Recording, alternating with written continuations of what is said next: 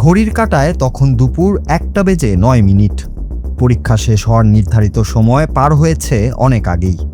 অথচ রংপুরের মিঠাপুকুরের সাঠিবাড়ি ইসলামিয়া সিনিয়র আলিম মাদ্রাসা কেন্দ্রের 4 নম্বর কক্ষের চিত্র এটি, যেখানে দরজা জানালা বন্ধ করে তখনও চলছে উত্তরপত্র লেখার মহা উৎসব। সাংবাদিকদের ক্যামেরায় ধরা পড়ে শিক্ষার্থীরা তখন ব্যস্ত দেখে লিখতে। কেন খাতা নেওয়া হয়নি এমন প্রশ্নে দায়িত্বরত পরিদর্শকের মুখে অদ্ভুত অজুহাত। দায় চাপালেন কর্তৃপক্ষের উপর।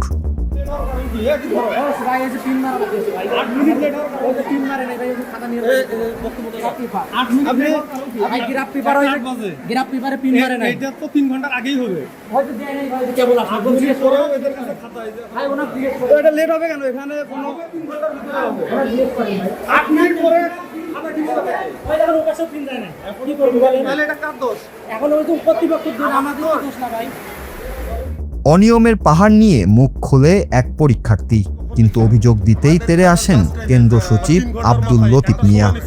সাংবাদিকদের সামনেই ওই পরীক্ষার্থীকে শুরু করেন শাসানো। খাতা নেওয়া হয় না, দরজা জানালা বন্ধ করে তারা লিখতেছে, আবার বই খাতা আবার মানে ফেলে লিখতেছে, তারপরে তাদেরকে ধরা হয়নি। এটা কেন আমার সঙ্গে কথা বলবো? তুমি আমাকে বললে না কেন? তুমি না বলে অন্য কারোর সাথে কথা বললে কেন? আমার কথা না বলার আগে তুমি অন্যের সাথে কথা বলার শেয়ার করার তুমি অধিকার রাখো। বই খুলে দেখতেছে, খাতা খুলে লিখতেছে, রুম বন্ধ করে আবার পরে কথা বলো। আমার কাছে কমপ্লিট করলে না, আমি কেন্দ্রের সাথে কথা বলছি এখানে। 10 মিনিট পর শেষ হওয়ার পরে এইটা গল্প করলে তো হবে। যদিও ক্যামেরায় ধরা পড়া চিত্র বলছে ভিন্ন কথা। সিসিটিভি ফুটেজে দেখা যায় এক শিক্ষার্থী মোবাইল ফোনে মেসেজের মাধ্যমে এমসিকিউর উত্তর সংগ্রহ করছে। অভিযুক্ত আরাফাত নামে এক ব্যক্তি বাইরে থেকে পাঠাচ্ছিলেন এই উত্তর। তবে সব দেখেও দায় মানতে নারাজ কেন্দ্র সচিব। এদের মিলে তো অনেকগুলো কাগজ থাকে, এই পিন আপ করতে গিয়ে শেষের রোগটায় পিন আপ করতে একটু দেরি করে ফেলতে হতে এই বজ্রপাতের কারণেই আপনার বিভিন্ন ছোটাছুটি, বৃষ্টি প্লাস বারান্দা দিয়ে হাঁটাহাঁটি অসুবিধা, এটাতে আমার 2-4 মিনিট ওখানে দেরি হয়ে গেছে। উপজেলা নির্বাহী কর্মকর্তা জানালেন বিষয়টি তদন্ত করে প্রয়োজনীয় ব্যবস্থা নেবেন তিনি। সাথে জড়িত ব্যক্তিরা আমাকে জানিয়েছে বিকেলে, তো আমি আবার আমাদের যে একজন অফিসার দেওয়া থাকে তার সাথে কথা বললাম।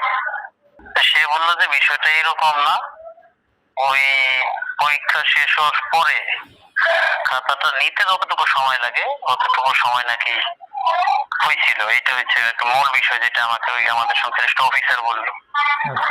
তারপরেও এর বাইরে যদি কোনো বিষয় থাকে আমি দেখি, কালকে খোঁজ খবর নিব, যদি ওইরকম কোনো অনিয়ম হয় তাহলে ব্যবস্থা নিব। সাধারণ শিক্ষার্থীদের দাবি সুষ্ঠু ও নিরপেক্ষ পরীক্ষার পরিবেশ নিশ্চিত করতে এই ধরনের অনিয়মের হোতাদের বিরুদ্ধে দৃষ্টান্তমূলক ব্যবস্থা নেবে শিক্ষা board. Bangla TV news desk.